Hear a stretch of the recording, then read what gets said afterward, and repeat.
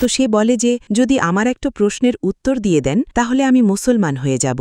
এতে কোনো প্রশ্নই ছিল না, তো অন্যকে সুযোগ দিন। না, রামায়ণ আর গীতার ব্যাপারে বলে দিন। এখন উত্তর শুনবেন কি না? জি। উত্তরও কি আপনাকেই দিতে হবে?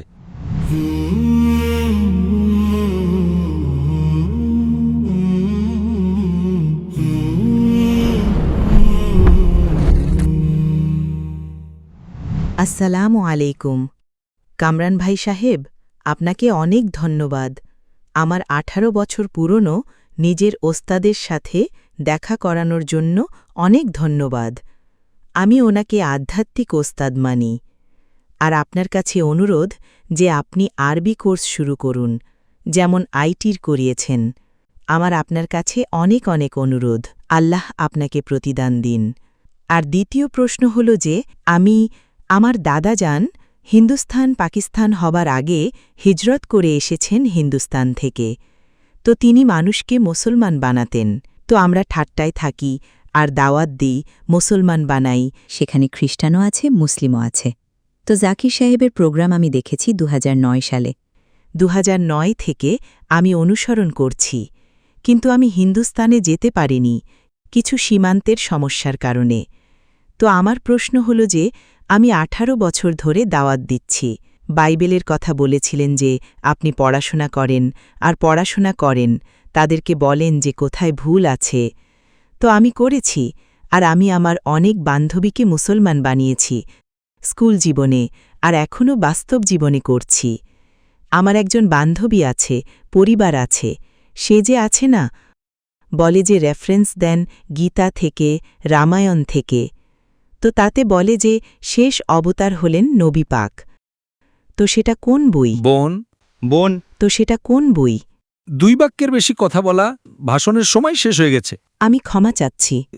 শুনুন, আপনি তো অন্তত 2 মিনিট কথা বলে ফেলেছেন। জি। আপনি তো অন্তত 10টা বাক্য বলে ফেলেছেন। জি। এতে কোনো প্রশ্নই ছিল না, তো অন্যকে সুযোগ দিন। না, রামায়ণ আর গীতার ব্যাপারে বলে দিন। ওতে শেষ অবতার বলা হয়েছে মোহাম্মদ সাল্লাল্লাহু আলাইহি ওয়াসাল্লামকে। তো সে বলে যে ওটা আমাদের সত্য কিতাব। বোন, আস্তে আস্তে আস্তে করে মাউথপিসটা একটু দূরে রাখুন। সে বলে যে কে বলে? আমার এক বান্ধবী আছে যাকে আমি তাবলিগ করেছি যে ইসলামে প্রবেশ করো। তো সে বলে যে আপনার জাকির নায়েক সাহেব যদি আমার একটা প্রশ্নের উত্তর দিয়ে দেন তাহলে আমি মুসলমান হয়ে যাব।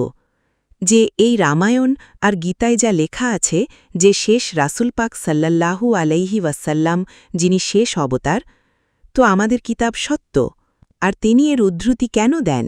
যদি বাইবেল থেকে দেন, 4টে আসমানি কিতাব আছে, আর আমি পড়াশোনা করেছি তাওরাত, জাবুর। বাস প্রশ্ন শেষ হয়ে গেছে। এখন উত্তর শুনবেন কি না? জি। উত্তরও কি আপনাকেই দিতে হবে? প্রশ্ন ছোট্ট একটা। এত ছোট প্রশ্নের জন্য আপনি 10টা বাক্য আগে 10টা বাক্য পরে, মানুষের প্রশ্নটাই হারিয়ে যায়। প্রশ্নটা ছোট্ট। আমার হিন্দু বন্ধু বলে, হিন্দু বান্ধবী বলে যে জাকির নায়েক বলেন হিন্দু কিতাবে আল্লাহর রাসূল মুহাম্মদ সাল্লাল্লাহু আলাইহি সাল্লামের কথা উল্লেখ আছে, তার মানে আমার কিতাব ঠিক, তাই না? প্রশ্ন শেষ। এখন আমি উত্তর দিচ্ছি। যদি কোনো হিন্দু বলে যে যদি আমার হিন্দু কিতাবে মুহাম্মদ সাল্লাল্লাহু আলাইহি সাল্লামের উল্লেখ থাকে আর আমার হিন্দু কিতাব ঠিক হয়, তাহলে আপনার বলা উচিত আপনার কিতাবে এই অংশটুকু যেখানে লেখা আছে যে মুহাম্মদ সাল্লাল্লাহু আলাইহি সাল্লাম শেষ নবী, সেটা 100% ঠিক। একটা অঙ্কের বইয়ে 4টা সমীকরণ আছে। একটাই লেখা আছে 2 + 2 4, অন্য জায়গায় লেখা আছে 3 + 3 6, তৃতীয় জায়গায় লেখা আছে 4 + 4 10 হয়। তো কি 3টাই ঠিক? 2টা জিনিস ঠিক, একটা জিনিস ভুল, তাই না? হ্যাঁ কি না? আচ্ছা। 2টা জিনিস ঠিক। 2 + 2 4, 3 + 3 6, 4 + 4 10 হয় না, 8 হয়। যদি একটা জিনিস ঠিক হয় তার মানে এই নয় যে সব জিনিস ঠিক। তাকে বলুন যে জিনিসটা ঠিক সেটা আমাদের যাচাই করে দেখতে হবে। কোরআনের অর্থ হলো ফুরকান, ঠিক এবং ভুলের মধ্যে পার্থক্য করার মানদণ্ড। কোরআনের সাথে যা মিলে আমরা সেটা মানি, কোরআনের সাথে যা মিলে না মানি না।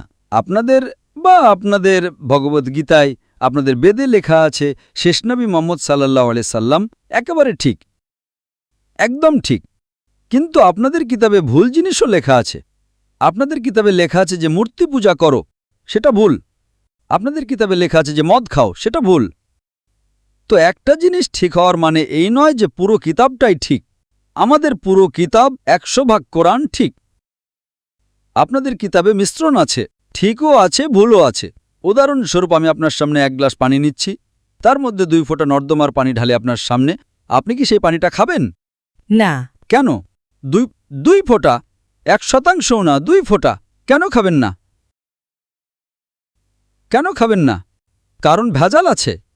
তো আল্লাহর কিতাব, যেটা একমাত্র কিতাব, আল্লাহ তাআলা সূরা আল রাদে 13 নম্বর সূরার 38 নম্বর আয়াতে বলেছেন, আল্লাহ তাআলা বলেছেন, وكل نجل كتاب প্রতিটি যুগে আল্লাহ তাআলা কিতাব নাজিল করবেন। কোরআন মাজিদে 4টা কিতাবের উল্লেখ আছে, তাওরাত, জাবুর, ইঞ্জিল আর কোরআন। কিন্তু আল্লাহ তাআলা আরও অনেক কিতাব নাজিল করেছেন। উদাহরণস্বরূপ সহিফা ইব্রাহিম আলাইহিসসালাম। অনেক কিতাব আমরা নাম ধরে জানি না, কিন্তু সেই সব কিতাবগুলো সেই সময়ের জন্য ছিল, সেই যুগের জন্য ছিল। আর যেহেতু সেই কিতাবগুলো কিয়ামত পর্যন্ত অবিকৃত থাকবে না, তাই আল্লাহ তাআলা ওয়াদা করেননি যে আল্লাহ তাআলা সেগুলো সংরক্ষণ করবেন। যেখানে কোরআন মাজিদের প্রশ্ন, আল্লাহ তাআলা সূরা আল হিজরে বলেছেন 15 নম্বর সূরার 9 নম্বর আয়াতে, আল্লাহ তাআলা কোরআন মাজিদ নাজিল করেছেন এবং আল্লাহ তাআলা এর হেফাজত করবেন। তো এই কিতাবে কোনো ভুল নেই, 100% খাঁটি। আপনার বান্ধবীকে করুন বলুন, এই 100%-এর কিতাবের দিকে আসো, যেটা সঠিক, আর ইনশাআল্লাহ আপনি মুক্তি পাবেন। ধন্যবাদ।